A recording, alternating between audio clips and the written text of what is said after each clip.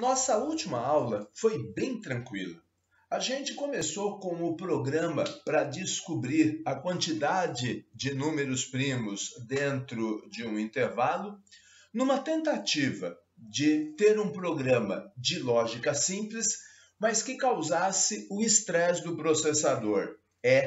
Conforme eu te falei ainda no primeiro semestre, qualquer que seja o processador, por mais sofisticado que ele seja, aritmeticamente ele só faz soma. Então, qualquer outra operação, para ele, é um trabalho danado. E para descobrir se um número é primo ou não, eu tenho que fazer uma série de divisões. E a divisão é, das 4 operações básicas, a mais complexa para ele. Pois bem, depois disso, revimos o conceito de thread, que já havíamos falado há uns 15 dias atrás, há umas 2, 3 aulas atrás. E não avançamos no conteúdo não, apenas revimos.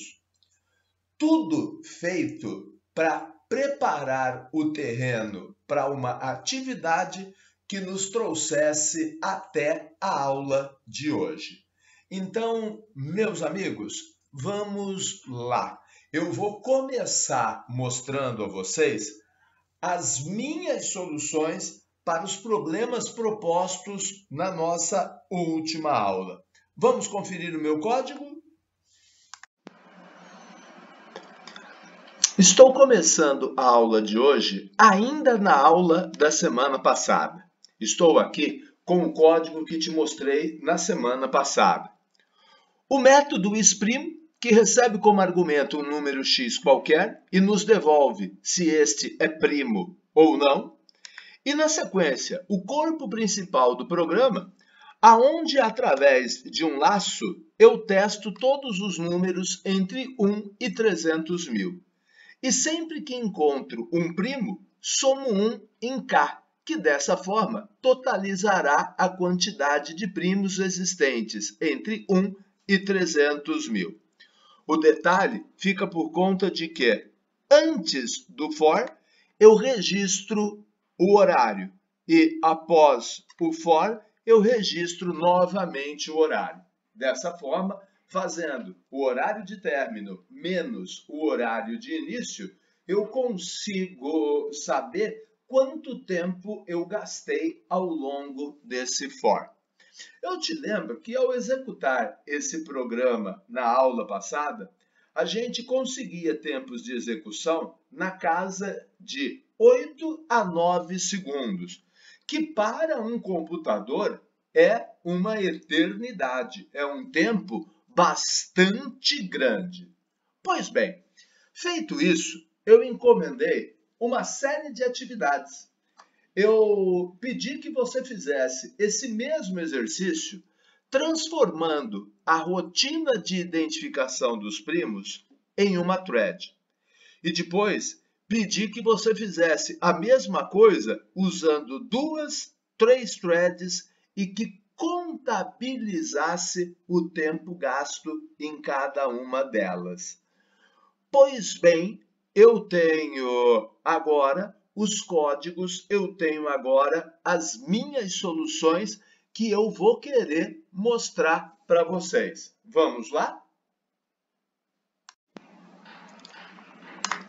E aqui está a minha solução usando o thread. Percebam, o método isPrimo, tal qual existia na solução anterior, e aqui o meu laço, aonde eu vou contar quantos primos existem dentro de um intervalo específico. Percebam que eu agora criei um método para fazer isso, né? Mas que, apesar de ser um método, é exatamente o que eu fazia na versão que eu vos apresentei na aula passada. Por que eu transformei isso em método? Porque, como eu pedi no enunciado, eu queria que você executasse esse processamento através de uma thread. Então, olha só, aqui embaixo, no corpo principal do programa, eu estou instanciando a minha thread, dizendo que a minha thread é o método procprimus, dizendo que o procprimus terá ID 1 e que deve procurar os primos no intervalo entre 1 e 300.000. Starto a thread. E, meus amigos, quando eu coloco o programa para executar, será que eu vou ter um tempo maior ou um tempo menor? Ou será que eu vou continuar gastando o mesmo tempo que gastava antes? Vamos conferir? Vamos executar o programa e vamos ver? Olha lá, já executei o programa. Ele encontrou a mesma quantidade de primos, ou seja, 25.998, e gastou 8,76 segundos. Ou seja, resolvendo o exercício através de thread ou não, me parece que o tempo gasto é o mesmo, algo em torno de 8 e 9 segundos. O que é muito natural, né, gente? Afinal de contas, o processamento é exatamente o mesmo, quer seja feito dentro de um programa ou feito através de um processo independente do programa, feito através de uma thread.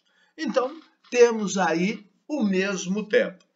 Pois bem, ainda na aula passada, eu pedia que você fizesse uma segunda versão desse programa, porém agora usando duas threads. E que a primeira deveria contabilizar os primos entre 1 e 150.000. E a segunda thread entre 150.001 e 300.000.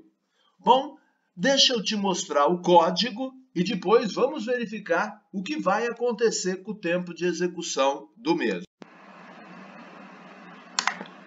Agora, aqui, com a solução usando duas threads, percebam, o método exprimo igual, o método procprimus igual, e o que mudou dessa versão em relação à anterior? Ora, ao invés de instanciar uma thread, eu instanciei duas threads, a thread 1 e a thread 2. Uma procurando primos entre 1 e 150.000 e outra de 150.001 até 300.000. Então, o programa em si, muito tranquilo. Agora, vamos executá-lo e vamos ver se há alguma diferença em relação ao tempo de execução. Olha lá, gente, já executei o programa, já estou aqui com o resultado.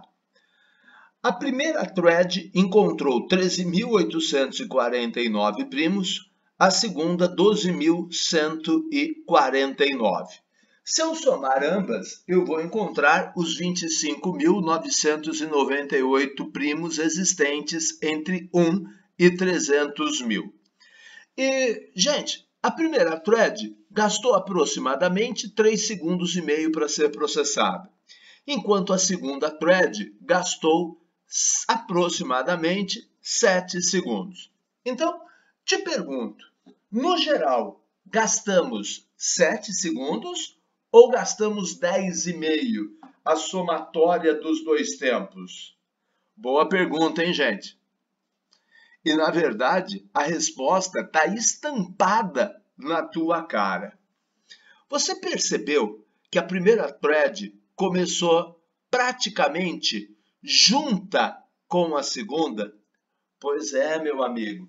Quando eu startei a thread, eu decretei a independência da mesma e coloquei a mesma na lista de execução do sistema operacional. Quando eu startei a segunda thread, eu fiz exatamente o mesmo. Então, é importante que eu te diga que o conceito de thread é um conceito de processamento assíncrono. Ou seja, a thread 2 ela é startada praticamente em paralelo com a thread 1 e não após o término desta. E por que isso é possível? Porque o sistema operacional distribui a carga de todas as suas aplicações executadas em multitarefa ao longo dos seus 2, dos seus 4, dos seus 8 núcleos de processamento. Então, quando eu decretei, melhor dizendo, a independência das duas threads, o sistema operacional passou a entendê-las como 2 processos distintos.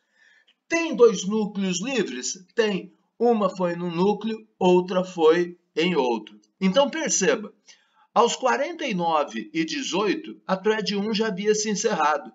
E aos 49:22, a thread 2 se encerrou, consumindo, portanto, um tempo total de aproximadamente 7 segundos. Ora, antes eu gastava 9, agora eu gasto 7. Houve um ganho de 2 segundos, mais do que 20%.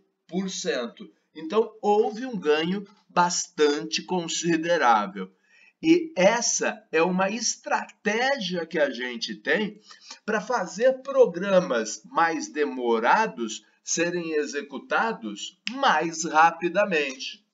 Ora, seguindo esse resultado, se eu trabalhar com 3 threads, eu vou conseguir um tempo ainda melhor. Vamos conferir o programa com 3 threads? Aliás, eu acho que para falar de 3 threads, eu nem preciso te mostrar o código, né, gente? Eu acho que eu posso ir direto aos tempos de execução. Então, vamos lá. Olha lá, gente, programa com 3 threads executadas e percebam, o tempo que estava na casa de 7 baixou para 5 e alguma coisa. Meus amigos, percebam que a thread 1 começou no instante 306, a thread 2 no instante 335, a thread 3 no instante 415. Ou seja, começaram muito próximas, mas não exatamente em paralelo. Isso porque, quando eu startei as 3 threads, muito provavelmente, num primeiro momento, só havia um núcleo disponível. Logo depois surgiu um segundo, logo depois surgiu um terceiro. Fato é que, abrindo a possibilidade de se executar 3 threads ao mesmo tempo, eu ganho ainda mais performance. Vamos tentar agora com 6 threads, gente? Vamos dar uma extrapolada? Olha lá, gente, e com 6 threads, o tempo de processamento que estava na casa de 5 autos baixou para menos de 5. 4 autos, ou seja, acabei ganhando mais um segundinho. Percebam os tempos de início. As 2 primeiras threads, elas começaram praticamente juntas, o que significa que naquele momento havia 2 núcleos disponíveis. Mas não havia um terceiro, um quarto. Então, esses núcleos, eles foram sendo liberados e alocados posteriormente.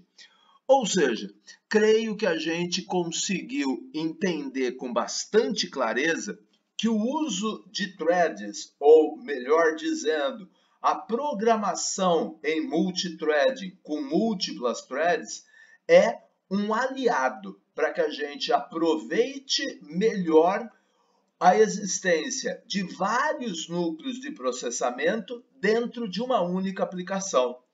Porque a regra é: o processador tem vários cores, cada core atende a um programa por vez. Usando a multithreading, eu consigo pegar um programa, fatiá-lo e distribuí-lo ao longo de várias threads.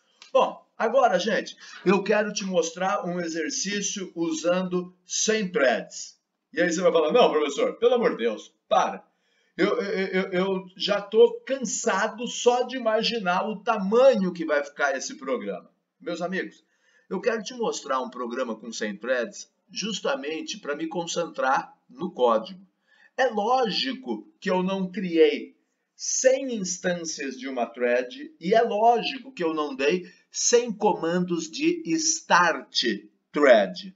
Vamos dar uma conferida como é que eu fiz? Vamos lá. E aqui está ela, a solução com 100 threads. Método exprimo, igualzinho. Método proc primos, processa primos, igualzinho. E aqui está a diferença.